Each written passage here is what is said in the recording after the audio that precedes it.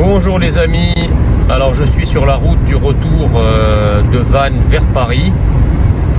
J'ai été l'invité d'honneur hier de la Fédération Reconquête du Morbihan. 300 personnes étaient dans la salle, on me dit qu'on en a refusé 200, donc 500 personnes en tout. Un succès extraordinaire, un espoir tout aussi extraordinaire. Partout en France se lève le vent de l'espérance pour que vive la France. Mais il y a quelque chose qui m'a un peu intrigué, c'est que je lis la presse locale de ce matin, à commencer par Ouest France qui est repris dans pas mal de petits canards locaux.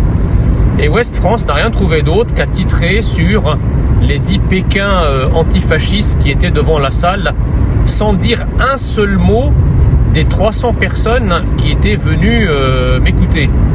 Alors ça en dit long sur la presse, sur les journalistes qui préfèrent parler des gens qui leur sont proches politiquement, dont ils font la promotion, sans évidemment dire le moindre mot de ce qui s'est dit à cette fameuse inauguration, sans interviewer les centaines de personnes qui étaient là, bref, en faisant comme si l'événement n'avait pas existé, ou plus précisément que s'il n'avait existé qu'au regard de la dizaine d'autoproclamés antifascistes qui étaient devant la salle.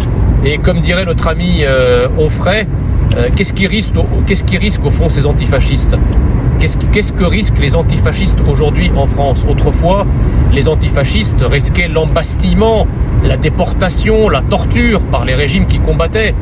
Mais nos faquins autoproclamés antifascistes, qu'est-ce qu'ils risquent à part d'être invités partout sur les plateaux télé et d'être mis en avant par la presse gauchiste?